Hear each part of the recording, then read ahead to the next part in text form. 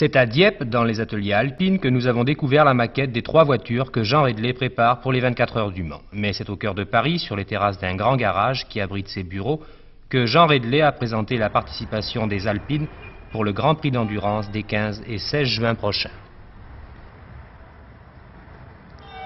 Nous engageons cette année pour la première fois 3 voitures au Mans.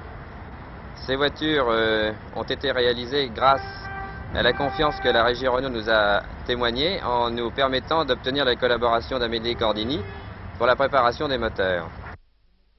Ce moteur, placé à l'arrière, conçu par Amédée Gordini en partant d'une production normale de la régie Renault, est un 996 cm3, 4 cylindres, 2 arbres à cam en tête. Il est alimenté par 2 carburateurs double corps, la boîte de vitesse possède 5 rapports. L'essentiel des 3 Alpines a été conçu, dessiné et construit dans le bureau d'études de Dieppe. Le constructeur est passé du stade du projet à la réalisation sans connaître pratiquement d'ennui et les chevaux promis ont été obtenus. La suspension des 4 roues est indépendante. Le tout est porté par un châssis mixte, poutre et treillis. Avec cette voiture, Jean Redlé caresse plus d'espoir qu'il n'en avoue en réalité. Nous essaierons de nous placer aussi bien que possible dans notre catégorie contre les voitures de notre collègue René Bonnet qui vont fort bien, et contre les voitures étrangères, dont les petites Ferrari, qui s'appellent en l'occurrence les Zaza, et quelques autres voitures que je ne connais pas très bien. Enfin, pour l'indice énergétique, je ne sais pas contre qui nous aurons à nous battre, et je crois que la plupart des concurrents sont dans notre situation.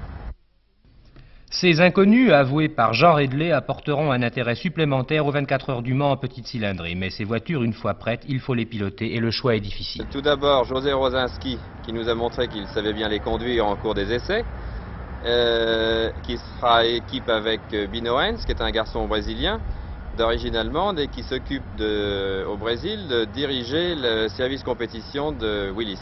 Ensuite, Bernard Boyer, qui nous a montré qu'il savait bien construire nos voitures puisqu'il a participé à la fabrication, qui fera équipe, lui, avec Verrier.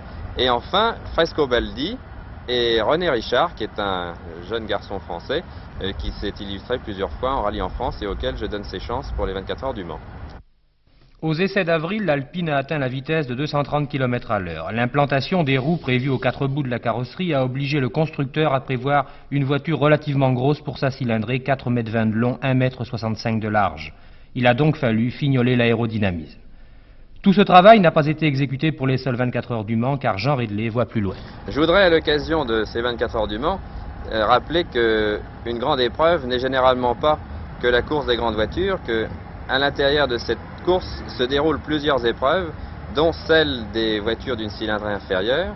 Souvent, les commentaires de la grande presse sont assez brefs en ce qui concerne les autres voitures que les Ferrari ou autres marques de premier plan, et il est très difficile d'éveiller l'intérêt du public pour ces autres épreuves qui sont celles de nos petites voitures, et c'est à travers, je crois, ces petites voitures que l'on formera en France les pilotes et que les constructeurs que nous sommes pourront peut-être un jour gravir les échelons qui nous mèneront vers des solutions mécaniques plus évoluées et par là vers des voitures plus fortes.